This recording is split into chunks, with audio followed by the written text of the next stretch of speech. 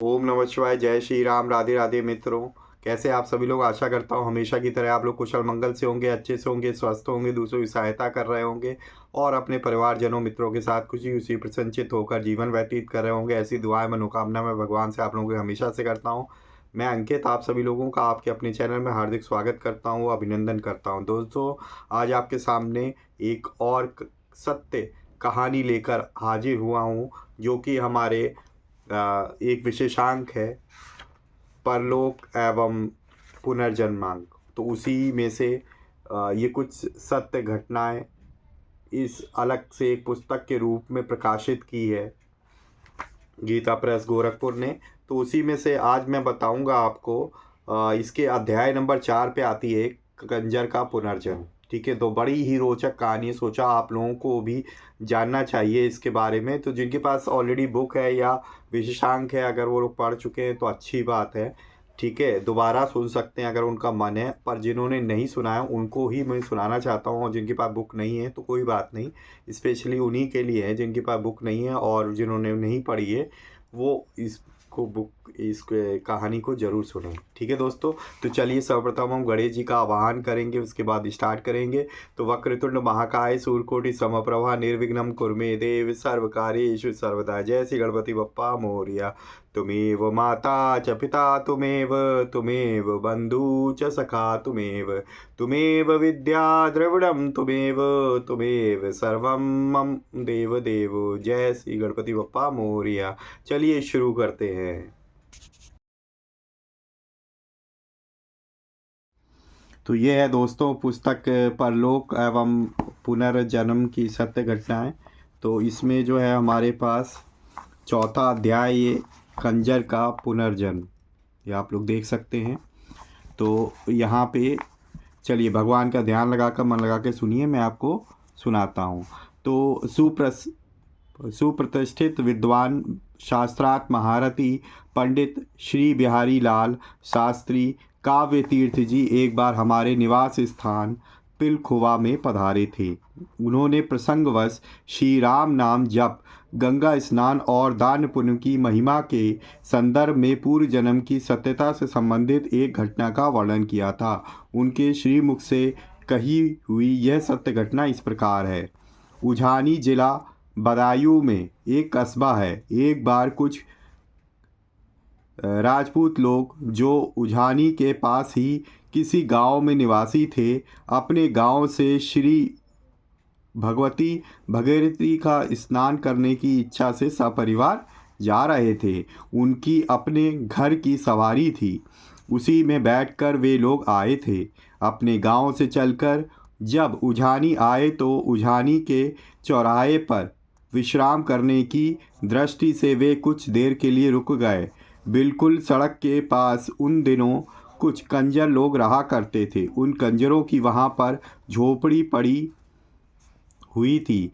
इन ठाकुर लोगों के साथ में इनका एक छोटा बालक भी था, जिनकी आयु लगभग 5 वर्ष की थी। वह बालक घर वालों के पास से चलकर सामने वाले उन कंजरों के पास उनकी झोपड़ी में पहुंच गया।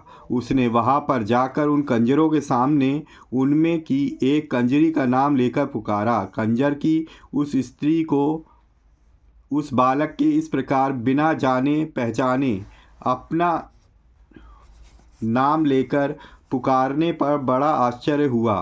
कंजर की स्त्री ने जब उस बालक से पूछा, अरे तू किसको पुकारता है, तू कौन है? इस पर ठाकुर के लड़के ने कहा, क्या तू मुझे नहीं जानती?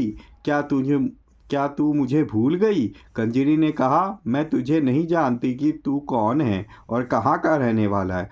ठाकुर के लड़के ने कहा, मैं तेरा पति हूँ, तू मेरी स्त्री है। उस कंजरी को एक छोटे से बच्चे के मुख से यह सुनकर बड़ा आश्चर्य हुआ कि यह छोटा सा 4-5 वर्ष का बच्चा है और मैं इतनी बड़ी आयु की स्त्री हूँ, फिर यह मुझे अपनी स्त्री कैसे बताता है? कंजरी ने कहा, अरे तू मेरा पति कैसे बनता है? मैं जानती भी नहीं हूँ कि तू कौन है। मेरा पति तो कभी का मर गया है, अब मेरा पति कहाँ से आया? तू यह क्या कहता है? उत्तर में उस बालक ने कहा, तुझे पता नहीं कि तेरे पति का नाम मोहन सिंह कंजर था? कंजरी ने कहा कि हाँ, मेरे पति का नाम मोहन सिंह कंजर था, पर वह तो मर गया।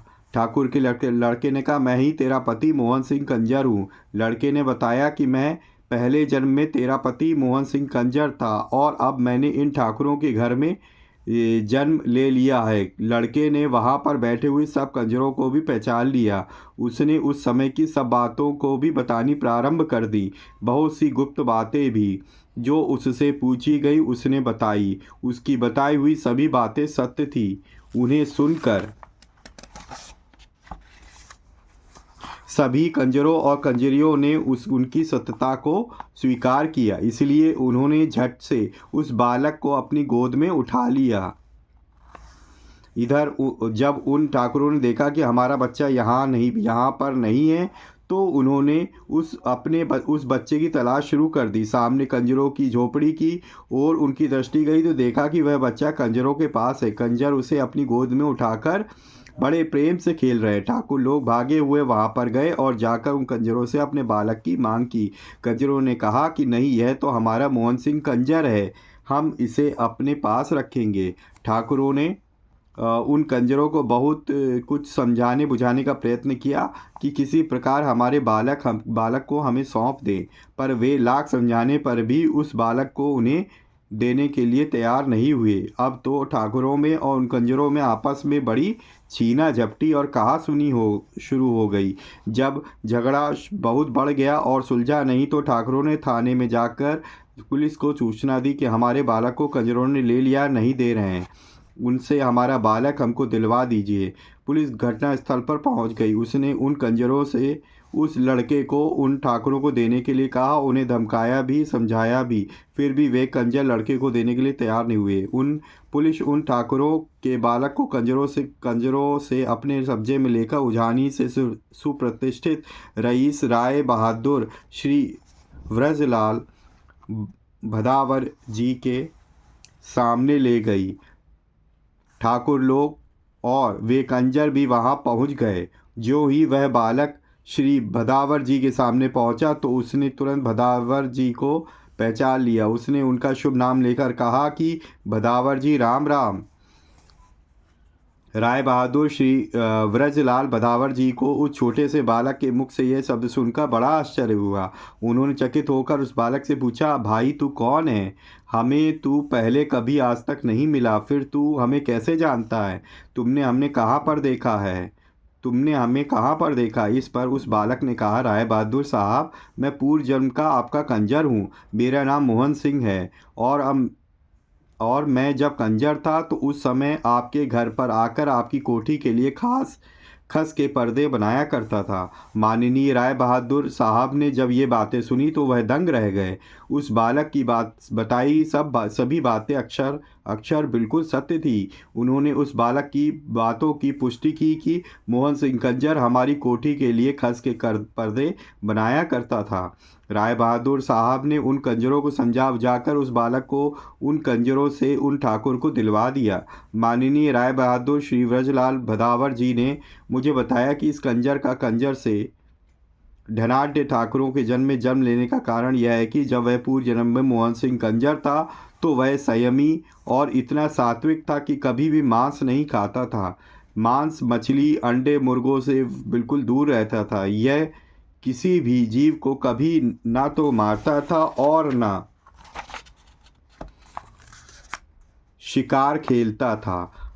यह श्री गंगा में बड़ी श्रद्धा भक्ति रखता था। कंजर होकर भी यह श्री गंगा स्नान करने के लिए जाया करता था। नित्य श्री राम नाम का जाप किया करता था। इसने गरीब होकर भी अपनी खून पसीने की गाड़ी कमाई का पैसा जोड़कर 400 रुपये इकट्ठा किए थे और ये रुपए मुझे देकर मेरे द्वारा एक कुआं भी बनवाया था कि जिससे सब लोग उस कुएं का पानी पीकर अपनी प्यास बुझा सके। इसी श्री राम नाम के जप करने, गंगा स्नान करने, कुआं बनवाने और जीवों पर दया करने आदि की पुण्यों के प्रताप से इसे ऐसा जन्म प्राप्त हुआ है। तो एक बार प्रेम से बोलिए दोस्तों, सियावर रामचंद्र की जय। ओम नमो नारायणाय, ओम नमो भगवते वासुदेवाय। जय श्री राधे कृष्ण। जय सीताराम हनुमान जी, जय गुरुदेव जी। तो ये थी दोस्तों कंजर के पूर्व जन्म की कथा। आप लोगों को कैसी लगी? आप अपना अनुभव ज़रूर कमेंट बॉक्स में शेयर करिएगा। अगर आपको वीडियो अच्छी लगी है तो प्लीज़ वीडियो को लाइक करना ना भूलें और ज़्यादा से ज़्यादा अपने मित्रों परिजनों के साथ शेयर करें, ताकि वो भी इस इन्फॉर्मेटिव वीडियो से कुछ लाभ प्राप्त कर सकें। अगर आप पहली बार मेरे चैनल पे आए हैं और आपको इस तरीके की कथाएं सुनना सनातन धर्म से रिलेटेड पसंद है, तो मैं इसी तरह के कंटेंट आपके अपने चैनल पे लाता रहता हूं। तो प्लीज़ चैनल को सब्सक्राइब कर लीजिए और बेल आइकन को प्रेस करिए, ताकि लेटेस्ट से लेटेस्ट वीडियो की इन्फॉर्मेशन आप तक तुरंत ही पहुंच सके। ठीक है दोस्तों, तो इसी तरीके से भगवान की भक्ति करते रहिए, अपने परिवारजनों मित्रों के साथ खुशी खुशी प्रसन्नचित होकर जीवन व्यतीत करिए। और हाँ, हमेशा की तरह किसी न किसी एक पर्सन की हेल्प करने की ज़रूर कोशिश कीजिए। मिलेंगे नेक्स्ट वीडियो में, तब तक के लिए जय श्री राम। राधे राधे मित्रों।